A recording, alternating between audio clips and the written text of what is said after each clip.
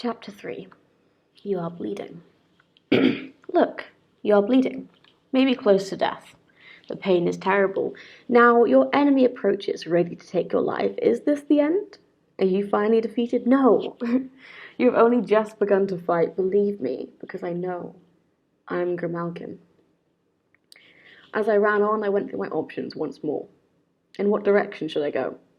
So far, my journey had been unplanned. After following a long, meandering path through Ireland, I had made a safe crossing from its eastern shores to the county by threatening a lone fisherman. After that voyage, most Pendle witches would have killed the man and taken his blood or thumb bones, but I, the most dangerous of all, had spared his life. You will never be closer to a violent death than you have been in these past few hours, I told him as I stepped onto the shore of the county. Go back to your family. Live a long and happy life. Why had I behaved thus? My enemies would see it as weakness. Especially, evidence that I was growing soft and ready to be taken, that I was no longer fit to be the witch assassin of the Malkin clan. How wrong they would be. He was no threat to me. When you kill as often as I am required to do so, you grow weary of taking lives, especially the easy ones. Besides, the man begged. He told me of his wife and young children and the daily struggle to keep him from starvation. Without him, he said, they would die, so I sent him free and continued on my way. Where should I go now? I could travel north into the lair of the hostile water witches and weave my way through hills and lakes, but those slimy hordes were loyal supporters of the fiend. South was another option, but a different danger awaited me. The forces that had invaded the county had only recently been driven south. I'd be foolish to head towards their lines. Yes, to keep moving was the best way to make sure that the head stayed out of the clutches of the fiend's servants, but I needed to rest. And there was one place I could go that the enemies might not expect. I could return to Pendle, the home of my clan. Both friends and enemies awaited there. Some witches were happy to see the fiend loose in the world. Others would like to destroy him and return him to the dark. Yes, I would head for Pendle, for a special place where I could take refuge whilst I rested, regained my strength and augmented my magical resources. Malkin Tower, once the stronghold of my clan, was now in the possession of two feral Lamia witches, sisters of Tom Ward's dead mother. Would they allow me in? If they were enemies of the fiend, perhaps I could persuade them to let me share that refuge. It was worth a try, so I changed direction and ran directly towards Pendle. However, long before I reached it, I realized I would have to fight the Cretch first. I had no choice. Better to turn and fight the enemy face to face than be brought down from behind. To continue running was no longer an option, the creature now little more than 100 yards to my rear and closing fast. My heart began to beat more quickly at the thought of combat. This is what I lived for. I paused at the top of a small rise and looked back. The Cretch had just crossed the narrow valley below and was starting to lope up the hill, its black fur sleek with rain. Its eyes met mine, and I saw more than eagerness there. It was frantic to sink its teeth into me, to tear flesh and chew my bones. That was its sole purpose in life, and its desperate need for victory would add spice to our battle. I placed the sack on the ground. I did not like to leave it unattended, even for a moment, but I would fight more efficiently if I was unencumbered. Now, I must do everything right. Everything to attack to the best of my ability. My attack must be perfect. I would need magic as well as martial arts. I reached for the necklace around my neck and began to touch each thumb bone in turn, working from left to right. A monk fingers his beads one by one, using them as an aid to memory as he counts the circle of his prayers. My ritual in the muttering of each spell whilst drawing into my body the power that's stored within the bones. Each was a relic, cut from the body of an enemy slain in combat. Each had been boiled with care until the flesh peeled off cleanly. The initial spell, those of markings, have to be chanted accurately and with a precise cadence. If all done correctly, the bones begin to float to the surface of the cauldron and dance amongst the churning bubbles as if trying to leak out. Each picked from it by hand, despite the pain, must not be allowed to fall to the ground. Then it is drilled through and added to the necklace. The stronger the enemy, the greater power that is now stored within each bone. But it is finite. Once a bone is drained of power, it must be replaced.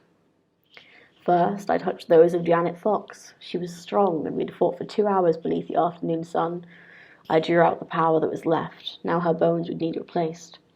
The bones of Lydia Yellowtooth I didn't drain completely. She was subtle in combat. I needed some of that subtlety now, but I chose to save a portion for later. So I continued to turn the necklace, fingering the bones. At last I had what I needed. I was ready. I run at full tilt towards the crutch. With every stride, the rational part of me, my calculating mind, warns me of just how difficult it will be to win here. The creature is far bigger than I estimated. Although in form resembles a wolf, in size it's more like a small horse. In addition to those muscular arms with their long, sharp-toothed, talon-like fingers, there are pouches around its hairy body. These are not leather straps and sheaths. They are formed in its flesh, and weapons protrude from them. But I have the instincts of a warrior and a great self-believer. Whatever the odds, I will win. I am Grimalkin. Without breaking my stride, I stop my heart from beating. It is a skill that I've practiced over the course of many years. My blood quietens. There are no peaks and troughs in my surging circulation to spoil my aim. I draw a throwing knife from its scabbard and hurl the blade straight at the creature's head. My throw is accurate, and I find my target. However, to my annoyance and frustration, the blade does not penetrate the hide, but skids across the hairy head to fall harmlessly into the long grass. A metal helmet could have not provided a more effective defense. Then I see a gleam of blood in the dark fur. I have cut the flesh, but the skull beneath is strong and thick, and a bone barrier against my blades. Surely the rest of the body could not have similar defenses. The movements of the sleek, lithe creature that runs towards me with such fluidity and grace say otherwise. There must be points of weakness. I will find them, and the creature will die. So I test its body, hurling a second blade straight at its flank. The reactions are quick, and it twists away as the blade misses. I allow my heart to resume its beating. Now the crutch rushes at me from a different angle. I am still sprinting forward, and the long blade is in my left hand. This is the one I use for fighting at close quarters. Matching me move for move, the crutch also draws a long blade from a pouch on its shoulder. It uses its left hand. The talons of its right hand are ready to receive me also. But now I have decided exactly what to do. I know how I may swiftly win this battle and continue my fight with the fiend's head. There is a mighty clash as we come together. The crutch growls, showing its sharp fangs, and stabs towards my head. The stench of its rancid breath fills my nostrils as I duck under the blade and skid first beneath it. Sliding down the wet, grassy slope beneath its very body, I swing right and left with my blade, cutting it in both hind legs, severing the hamstrings. The creature gives a cry and collapses back onto its haunches, its blood splurting onto the grass. But I have already rolled clear, and I run back up the hill towards the leather sack, with which I spring firmly onto my shoulder. I look down the slope and smile in triumph. The creature is howling, desperately trying to pull itself up the incline towards me with its strong forelimbs. Oh, Mr. Wolf, now you are limping. Its hind legs drag uselessly behind it. Thus hamstrung, it can never catch me now. No doubt its creator will find the beast and put it out of its misery. I am pleased with what I have achieved, but I have expected the struggle to be more difficult. Yet it is a good triumph over my enemies. My heart is light now, and I run on towards Pendle. I am filled with exultation that has come from the victory. Even the rain has stopped. There are gaps in the cloud, and soon the sun will shine. As for my other pursuers, I have left them far behind. I sit cross-legged in the grass and make myself comfortable. Next, I pluck the fiend's head out of the sack and, holding it by the horns, place it on a grassy bank so it was almost level with my own. I removed the green apple and the thorns and waited patiently for our conversation to begin. It always begun the exact same way. "Unstitch my eyes," the deep voice cried. The fiend's words seemed to vibrate up through the grassy bank. Why repeat yourself? Will you never learn to accept your lot? Your eyes will remain stitched. Be grateful that I allow you a little time to speak. Don't waste it. Have you anything to tell me? Anything worth listening to? The fiend did not reply, but beneath the lids the eyeballs were frantically moving. Then the mouth opened as if he was speaking to someone, but I could hear nothing. "Are you in communication with someone?" I demanded. "Have you been conversing with one of your servants? If so, I will put you back in the sack." "My servants speak to me all the time. Whether I am able to reply or not, they tell me things. I have learned something very interesting." The mouth smirked, and it relished what it had been told. The dribbles of blood and saliva ran down its chin. I did not give the fiend the satisfaction of asking what he knew. He was going to tell me anyway, I just had to be patient. "It is done," he said at last. "You are finished, as good as dead. Soon I will be free. I maimed the crutch that your servants created, so do not build up your hopes. Soon you will see the truth, which, very soon in fact." "What? The truth from the father of lies," I said, laughing contemptuously. Always mindful of the fiend's comfort, I plucked a big bunch of stinging apples and spread them within the sack to make him a restful bed. Next, I thrust the green apple and rose thorns back into his mouth. "Sleep well. Sweet dreams," I cried, tying the string to bind him into the sack. An hour before sunset, I halted and set traps for rabbits. It was a warm, pleasant evening, and the grass had dried. I was already on the edge of the Pendle district, and the hill itself was clearly visible to the northeast. I decided to use my mirror to make contact with Alistine and see if she, Tom Ward, and the spook had reached the county safely. It had been a week since I'd last been in touch with her. At that time, they'd been about to leave the southwest of Ireland and travel overland by coach to Dublin to take a boat home. I was well ahead of them. I had already landed south of Liverpool and made my way northward, keeping close to the coast before I had had my first contact with the fiend's servants west of Omskirk. Pulling the mirror from its sheath, I said the magical words of contact and waited patiently for Alice to appear. The mirror brightened and she smiled out at me. "I trust all is well?" I asked. Alice nodded. "We've been home for 3 days, and old Gregor's already got people working hard to rebuild his house. We're sleeping under the stairs at the moment. How are you? Is the head still safe?" She mouthed. "Yes, child," I told her. "There has been danger, but I have survived. The head is still safe in my hands, but I cannot run forever. Tell Thomas Ward to put his thinking cap on. We need to destroy the fiend. We must fix him permanently." I smiled at Alice and put the mirror away, staring towards the looming mass of Pendle. I was almost home now. When I reached Malkin Tower, would their Lamias let me take refuge there? If not, could I take it from them by force? 2 together would be difficult to overcome, but if I entered by the tunnel, I might be able to lure one down into the dungeons. In theory, they were my allies, but if it proved necessary, I would kill them both. I felt the mirror move again in its leather sheath. When I pulled it out, Agnes Sowerbutts was already staring at me. She looked concerned. "I hamstrung the crutch," I told her. "That danger is past." "If only that was so," Agnes mouthed back at me. I spied the creature reflected in the surface of a small lake where it paused to slake its thirst. Now it is following you once more, just with the merest of limps. Soon it will be able to run freely again. I have now managed to scry the name of its father. The crutch was begat of Tandaki, one of the hidden demons who had evolved rarely and only with great difficulty. Little is known of him other than he has great perseverance. Once set on its course, he never deviates until his will is accomplished. Not only for that, any defeat makes him stronger. Each time he fights, he grows more formidable. Such traits will have been passed on to the crutch. It has given great powers of healing. I frowned and nodded. The hamstringing should have been permanent. This creature was going to be very difficult to overcome. I could no longer allow myself respite of night's sleep. "There is worse," Agnes said, looking directly at me, her lips moving silently. "Your forehead is cut." I reached a finger up to my brow and, to my dismay, traced a line of gash. My finger came away faintly smeared with blood. It was little more than a scratch, no doubt inflicted by one of the crutch's talons. In the heat of the fight, I hadn't felt anything. I remembered that Agnes had cried that I would suffer a mortal wound. "Surely this small scratch is nothing," I said.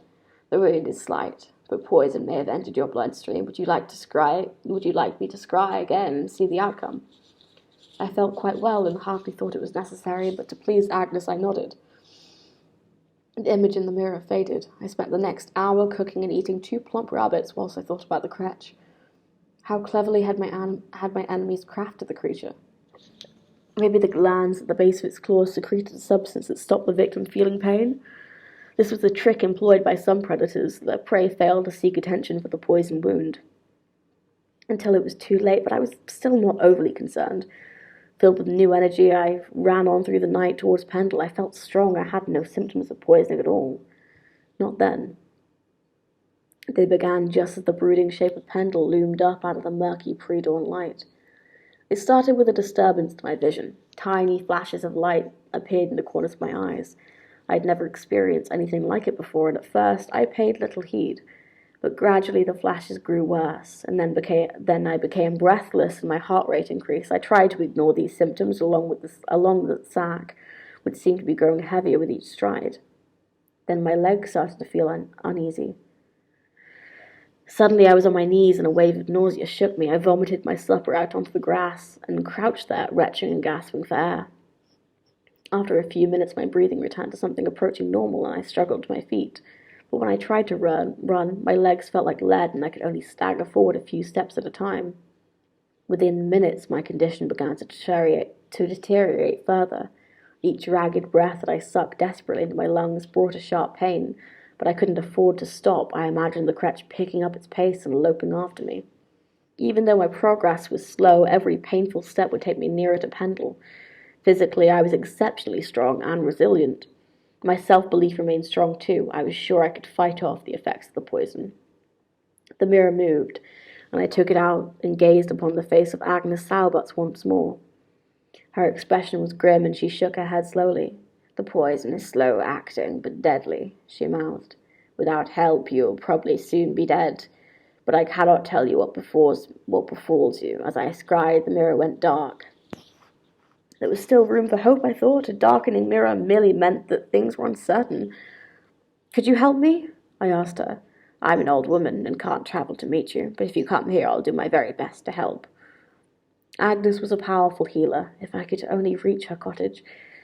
I thanked her and then returned the mirror to its sheath. My whole body was shaking now. I tried to deny it, but I could not escape the truth. I knew I didn't have the strength to reach the outskirts of the Dean village alone.